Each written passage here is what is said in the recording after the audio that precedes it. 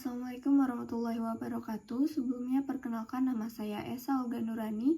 Hari ini saya akan menjabarkan materi tentang perkembangan kognitif dan bahasa untuk memenuhi tugas mata kuliah Psikologi Pendidikan dengan dosen pengampu Bapak Muhammad Hasan Abdillah, MPSI. Baik, langsung saja teori perkembangan kognitif Piaget, yang mana teori ini menjelaskan bagaimana anak-anak memahami dunia melalui proses mental. Teori ini berfokus untuk perkembangan kognitif anak-anak dan bagaimana mereka membangun pemahaman mereka sendiri. Konsep penting dalam teori Piaget ini ada 5. Yang pertama yaitu skema. Skema ini ialah struktur mental yang digunakan untuk mengorganisasi informasi dan pengalaman. Atau dengan kata lain, skema ialah konsep atau kerangka yang ada dalam pikiran seseorang untuk mengatur dan menafsirkan informasi. Misalnya skema yang ada pada bayi yaitu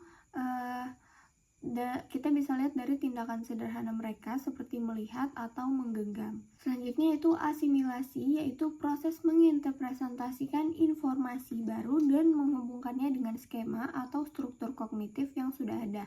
Kemudian selanjutnya yaitu ada yang namanya akomodasi. Akomodasi ini ialah mengubah skema dan menyesuaikan dengan informasi atau pengalaman baru.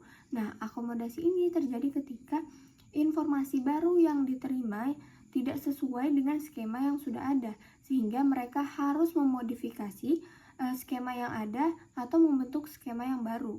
Kemudian selanjutnya yaitu pengorganisasian.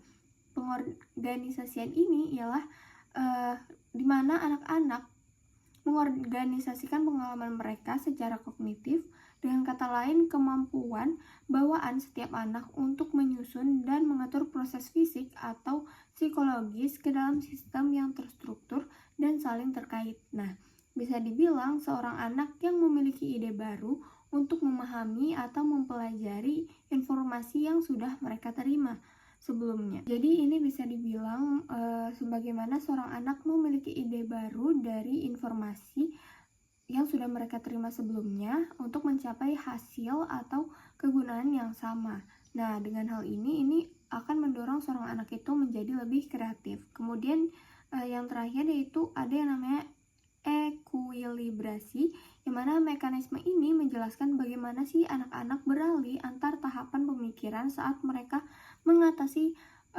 konflik kognitif dalam memahami sesuatu. Proses ini melibatkan penyelesaian konflik dan pencapaian keseimbangan dalam pemikiran. Nah, contoh sederhananya ini ketika seorang anak menyelesaikan tugas matematika, di mana terdapat soal 1 tambah 2 sama dengan 3, lalu 3 dikurang 2 sama dengan 1. Nah, hal ini akan membuat anak tersebut berpikir kenapa hasilnya berbeda gitu. Nah, sehingga ia akan berusaha untuk menyelesaikan konflik kognitif itu. Dalam psikologi pendidikan, guru merupakan bukan sebagai fasilitator atau pembimbing. Nah, di sini guru sebagai pentransfer ilmu pengetahuan, di mana guru perlu memahami cara berpikir siswa, pengalaman siswa, dan bagaimana murid mendekati suatu persoalan. Misalnya, saat menyelesaikan persoalan matematika, guru akan menggunakan metode yang berbeda dalam menyelesaikan tugas lingkaran pecahan. Nah, untuk membantu siswa memahami cara menjumlahkan, mengurangi, mengalihkan, ataupun membagi. Kemudian siswa diizinkan menggunakan konsep ini sampai mereka menguasainya. Ya, jadi selanjutnya yaitu perkembangan bahasa. Jadi bahasa merupakan bentuk komunikasi yang menggunakan simbol baik lisan maupun tulisan maupun bahasa isyarat dengan kosakata dan aturan tata bahasa. Nah, bahasa memiliki karakteristik umum seperti generativitas, tak terbatas, dan aturan organisasi. Jadi bahasa ini memiliki 5 sistem aturan. Yang pertama yaitu fonologi, kedua sintaksis, ketiga semantik, dan pragmatik. Nah, bahasa bersifat sistematis, arbiter, produktif, dinamis, manusiawi, dan bervariasi. Nah, cara pembelajaran kata terjadi secara optimal menurut Kathy Hirsch-Pasek dan Roberta Golenkov. Anak-anak mempelajari kata-kata yang paling sering mereka dengar, terutama dalam interaksi dengan orang tua, guru, saudara kandung, teman sebaya, dan dari buku.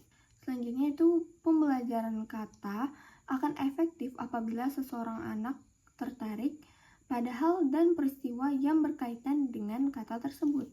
Kemudian yaitu konteks responsif dan interaktif lebih baik daripada pasif, dengan kesempatan bergantian berbicara dan fokus bersama. Kemudian anak-anak belajar kata-kata dengan lebih baik jika orang tua dan guru memberikan dukungan dan penjelasan yang jelas tentang makna kata. Selanjutnya, literasi dini penting untuk mengembangkan orientasi positif terhadap membaca dan menulis pada anak-anak sejak usia prasekolah. Pengalaman literasi yang efektif melibatkan lingkungan yang mendukung partisipasi aktif dalam mendengarkan, berbicara, menulis, dan membaca, serta instruksi yang dibangun berdasarkan pengetahuan anak tentang bahasa. Nah, keterampilan bahasa, pengetahuan fonologis dan sintaksis, identifikasi huruf, dan kesenangan membaca buku merupakan bagian dari keberhasilan akademis. Mungkin sekian dari yang sudah saya jelaskan. Kurang lebihnya mohon maaf. Wassalamualaikum warahmatullahi wabarakatuh.